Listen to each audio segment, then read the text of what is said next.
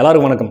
உங்களுக்கு நினைவு இருக்குன்னு நினைக்கிறேன். ஒரு தடவை பத்திரிகையாளர் சந்திப்பில் ஒரு ஊடகவியலாளர் திருமாவர்களை பார்த்து ஏதோ ஒன்று கேட்டாப்புல, உங்களுடைய செயல்பாடுகள் நடத்தைகள்லாம் பார்க்கும்போது திமுக கார மாதிரி தெரியுதுன்ற மாதிரி சம்திங் லைக் தட் ஏதோ ஒன்று திருமாவர்களை பார்த்து கேட்டார்.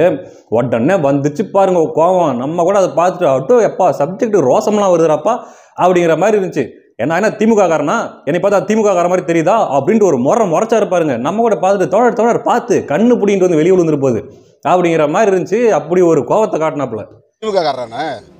திமுக காரரான்னு சொல்லி ஒரு சாதாரண பத்திரிகையாளருக்கு உங்களை பார்க்கும்போது திமுக கார மாதிரி தெரிஞ்சிருக்குது. அந்த அளவுக்கு உங்களுடைய நடவடிக்கைகள் இருந்திருக்குது. ஆனால் என்ன பண்ணுறது, திமுக காரன்னு சொன்னால் கோவம் மட்டும் வந்துடுது. அதனால திமுக காரன்னு உங்களை சொல்ல போகிறது இல்லை. ஏன்னா திமுக காரன் கூட திமுக மேலே இவ்வளவு விசுவாசமாக இருக்க மாட்டோம். அதனால நீங்கள் திமுக காரரே கிடையாது. நீங்கள் அதுக்கும் மேலே.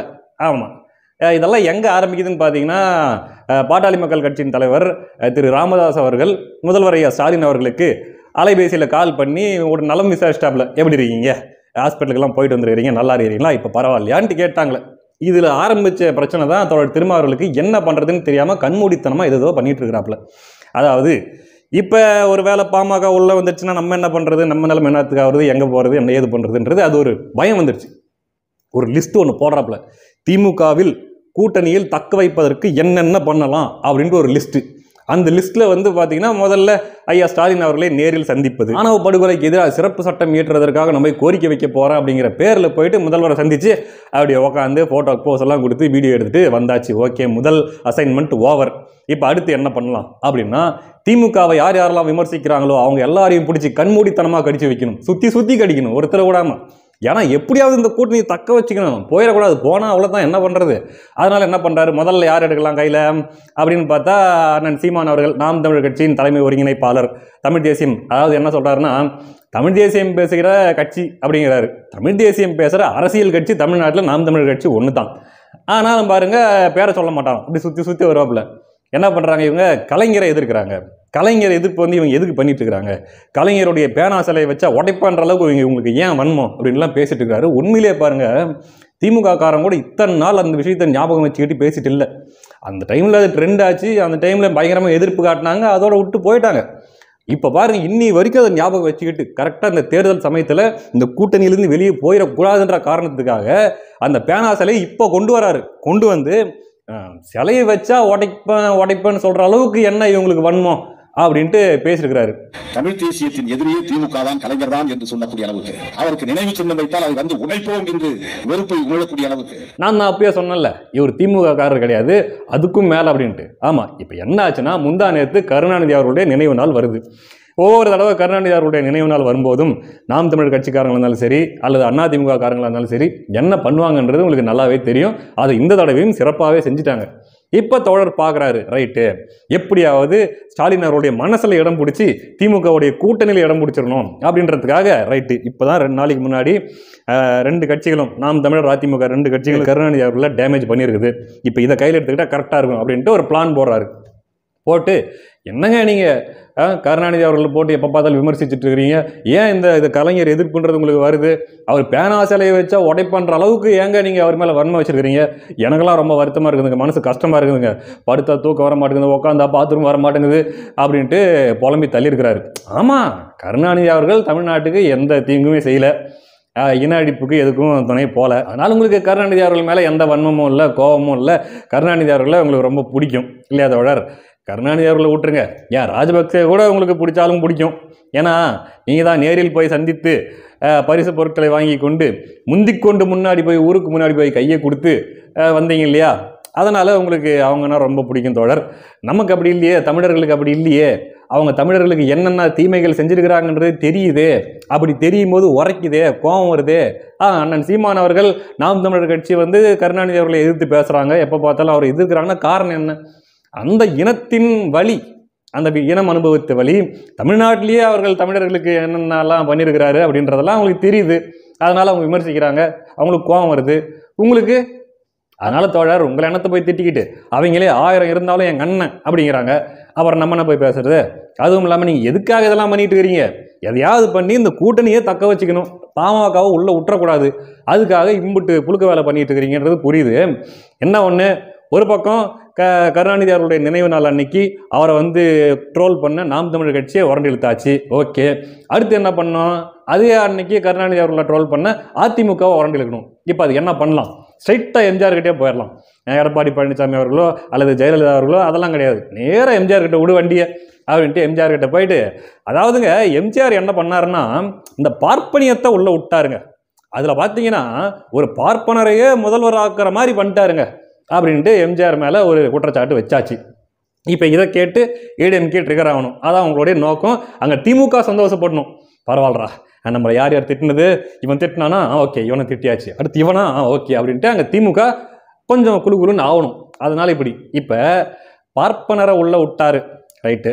அந்த பார்ப்பனரோட போய் கூட்டணி வச்சிங்களே, அந்த பார்ப்பனர் என்னை வந்து சரிக்கு சமமாக நடத்தினாரு, என்னை வந்து தம்பின்னு கூப்பிட்டாரு, என்கிட்ட நல்லா பழகினாரு அப்படின்ட்டு சொன்னீங்க இல்லையா தோழர்? அந்த பார்ப்பனருக்கு அந்த சர்டிஃபிகேட்டை நீங்கள் தானே கொடுத்தீங்க தோழர். அப்போல்லாம் அந்த பார்ப்பனியம் தோழருக்கு நல்லா இனிப்பாக இருந்துச்சா? இப்போ தான் கசக்குதா? அப்படின்ட்டு பார்க்குறவங்க கேட்கத்தானே செய்வாங்க தோழர். நீங்கள் தான் இப்போ நடக்கிற இந்த திராவிட மாடல் ஆட்சியில் பட்டியல் சமூக மக்களுக்கு எதிராக நடத்தப்படுகிற இந்த அநியாயங்கள் எல்லாத்தையும் கசப்புடன் ஏற்கிறேன்னு சொன்னீங்களே ஒரு தடவை. இந்த ஆட்சி கொஞ்சம் கசப்பாக தான் இருக்குது, என்ன பண்ணுறது திமுக வச்சு, அதனால் இந்த கசப்பை நான் சாப்பிட்டுக்கிறேன்னு சொன்னீங்கல்ல. அதே மாதிரி இந்த பார்ப்பனியத்தையும் கொஞ்சம் கசப்புடன் ஏறுகிறது. இப்போ என்ன குறைஞ்சா போயிருவீங்க? திராவிட மாடலில் கசப்புடன் ஏற்கும்போது அப்படியே அந்த பார்ப்பன மாடலையும் கொஞ்சம் கசப்புடன் ஏற்றுக்கிறது.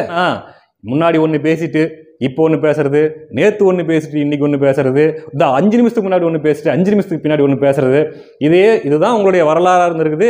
இதை தான் பார்த்து எல்லாரும் பழகிக்கிட்டாங்க. என்ன பண்ணுறது? அந்த தைரியம் உங்களுக்கு பரவாயில்லரா, நம்மளை யாரும் பார்த்து பழகிக்கிட்டாங்க, நம்ம என்ன பேசினாலும் சரி நம்மளை யாரும் குறை சொல்ல மாட்டாங்க, அதாவது இவர் இப்படி தான் பேசுவார் அப்படின்ட்டு போயிடுவாங்கன்ற தைரியத்தில் நீங்களும் ஏதோ பேசிட்டு இருக்கிறீங்க தோழர் இல்லையா? கட்டு விரியன் கண்ணாடி விரியன் அப்படின்ட்டுலாம் பேசுனீங்க. ஆனால் கடைசியாக பார்த்தா அங்கே தான் போய் உட்காந்துருக்கிறீங்க. எனக்கு ஒரு சந்தேகம் தோழர், என்ன அப்படின்னா, ரொம்ப நாளைக்கு முன்னாடி உங்கள் ஸ்பீச்சை நான் கேட்டேன்னா அதனால் அந்த டீட்டெயிலிங் கொஞ்சம் மறந்து போச்சு. கொஞ்சம் ஞாபகப்படுத்தினீங்கன்னா நல்லாயிருக்கும். என்ன அப்படின்னா, இப்போ கரண்ட்லி நீங்கள் உட்கார்ந்துட்டு இருக்கிறது கட்டு விரியம் மேலேயா இல்லை கண்ணாடி விரியம் மேலேயா? அதை மட்டும் கொஞ்சம் சொல்லிட்டீங்கன்னா கொஞ்சம் பரவாயில்ல. ஏன்னா ரொம்ப நாளைக்கு முன்னாடி கேட்டதுனால யாரை கட்டு விரியன்னு சொன்னீங்க, யாரை கண்ணாடி விரியன்னு சொன்னீங்கன்றதுல கொஞ்சம் ஒரு கன்ஃபியூஷன் வந்துருச்சு. அதனால் அதை மட்டும் கொஞ்சம் தெளிவுபடுத்திட்டீங்கன்னா கொஞ்சம் நல்லாயிருக்கும். அதனால் தொடர் 2 செயல் திட்டங்களை வெற்றிகரமாக நிறைவேற்றிருக்கிறீங்க, வாழ்த்துக்கள். அதில் முதல் செயல் திட்டம் ஐயா ஸ்டாலின் அவர்களை நேரில் சந்தித்து அவரோட உட்காந்து ஒரு ஃபோட்டோ ஷூட், அது மூலமாகவே மற்ற கட்சிகளை பார்த்து, ஏய் நல்லா பார்த்துக்க, நான் இங்கே தான் உட்காந்துருக்கிறேன், பக்கத்தில் ஸ்டாலின் இருக்கிறார் பாரு, நான் இங்கேருந்து போக மாட்டேன், நீ எதுவும் உள்ள வரதுக்கு ட்ரை பண்ணிட போற, நான் இங்கிருந்து எந்திரிக்க மாட்டேன் அப்படிங்கிற மாதிரி ஒரு சிக்னலை கொடுத்துட்டீங்க. 2வது, கூட்டணி கட்சிகள், அதாவது திமுகவை எதிர்க்கிற அல்லது திமுகவை விமர்சிக்கிற மற்ற கட்சிகளை பிடிச்சி கண்ணா பின்னான்னு கடிச்சு வைக்கிறது, அந்த வேலையும் சிறப்பாக பண்ணிட்டீங்க தோழர். சரி, இப்போ அடுத்த கட்ட செயல் திட்டம் என்ன? கொஞ்சம் எக்ஸைட்டிங்காக இருக்குது கேட்கறதுக்கு, சொல்லுங்கள். அடுத்து என்ன பிளான் வச்சுருக்கிறீங்க அப்படின்றது தான் எல்லாரும் கேட்குறாங்க. கொஞ்சம் யோசிக்க விட்றா, அதுக்குள்ளேயே கேட்டால் என்னடாங்கிறீங்களா? நான் ஒரு யோசனை சொல்கிறேன், ஒரு அருமையான யோசனை, முயற்சி பண்ணி பாருங்கள், பலன் கொடுக்கும். என்ன அப்படின்னா, ஏன்னாத்துக்கு சுற்றி குறிப்புகளில் உணர்த்திக்கிட்டு why beating around the bush, நீங்கள் என்ன பண்ணுங்கள், ஸ்ட்ரைட்டாக ஐயா ஸ்டாலின் கிட்டே கூட்டுன்னு போயிட்டு கையை பிடிச்சிக்கிட்டு, ஐயா இந்த 4.5 வருஷம் ஆட்சியில் எத்தனையோ அநியாயங்கள், எத்தனையோ அக்கிரமங்கள் பட்டியல் சமூக மக்களுக்கு எதிராக நடந்திருக்குது. ஆனால் இது வரைக்கும் நான் ஏதாச்சும் ஒரு வார்த்தை உங்களை தப்பாக பேசியிருப்பேனா, இல்லை ஏதாவது கேள்வி ஏதாவது கேட்டிருப்பேனா? இல்லையப்பா, இல்லையே. அப்புறம் ஏன் நீங்கள் என்னை வந்து இப்படி வெளியே அனுப்பலாம் அப்படின்ற மாதிரி நீங்கள் பிளான் பண்ணுறீங்க? அதெல்லாம் பண்ணாதீங்க. இன்னும் 5 வருஷம் நீங்கள் ஆட்சிக்கு வந்தாலுமே கூட இதே மாதிரி தான், எவ்வளோ அநியாயம் அக்கிரமம் நடந்தாலும் நான் உங்களுக்கு முட்டு கொடுத்துக்கிட்டே தான் இருப்பேன். இப்போ கூட பேட்டியில் என்ன சொல்லிட்டு வந்துருக்கிறேன், அதெல்லாம் முதல்வர் வந்து ஏற்கனவே இருக்கிற சட்டத்தை பயன்படுத்தி தீவிரமான நடவடிக்கை எடுத்து கைது பண்ணி ஒரு கடுமையான தண்டனைக்கு வாங்கி கொடுத்துருக்கிறாரு அந்த ஆணவ படுகொலை பண்ணவனுக்கு அப்படின்ட்டு தான் சொல்லிட்டு வந்துக்கிறேனே தவிர உங்களை ஏதாவது நான் குறை சொல்லியிருக்கிறேன்னா அப்படின்ட்டு நேராக போய் கையை பிடிச்சிக்காங்க. அதே மாதிரி ஐயா, நம்ம ஜெயிச்சோம்னா கண்டிப்பாக மற்றவங்கலாம் இந்த கூட்டணி ஆட்சி அது இதுன்னு பேசுறதுனால நான் குறுக்க வந்து கட்டை போடுறேன். என்னது கூட்டணி ஆட்சிகள்லாம் இப்போதைக்கு வாய்ப்பு இல்லைங்க, அந்தளவுக்கு நாங்கள் இன்னும் பலம் பெறலை அப்படின்ட்டு கெடுத்து விட்றேன். அதே மாதிரி மற்றவங்கலாம் ஏதாச்சும் அதிக சீட்டு கேட்டு உங்களை கம்பல் பண்ணுறாங்க, இல்லை நிறைய சீட்டு கொடுத்தா தான் நான் கூட கூட்டணியில் இருப்பேன்னு நினைக்கிறாங்கன்னா மொதல் நான் வந்து ஒரு 6 சீட்டுக்கு கையெழுத்தை போட்டு விட்டுறேன், அப்புறம் எப்படி அவங்களாம் போடாமல் இருக்கிறாங்களோ பார்க்கலாம் அப்படின்ற மாதிரியான வாக்குறுதிகள்லாம் நீங்கள் ஐயா ஸ்டாலின் அவர்கள்ட்ட கொடுத்தீங்கன்னா, அதே மாதிரி ஜெயிச்சாலும் சரி இல்லை கூப்புக்கே போனாலும் நான் உங்கள் கூடவே வருவேன் அப்படின்ற மாதிரி நீங்கள் கையை பிடிச்சிட்டு சொல்லிட்டீங்கன்னு வச்சுங்களேன், தக்க வைக்கிறதுக்கு ஒரு வாய்ப்பு இருக்குது. சரிங்க, உட்காருங்க, என் கூட்டணியில் நீங்கள் இடம் பெற்று விட்டீர்கள், வாழ்த்துக்கள் அப்படின்ட்டு ஐயா ஸ்டாலின் அவர்கள் சொல்கிறதுக்கு வாய்ப்பு இருக்குதுங்க. தொடர் ட்ரை பண்ணி பாருங்கள். ஆமாம், அடுத்த காணொளியில் சந்திக்கலாம். நன்றி.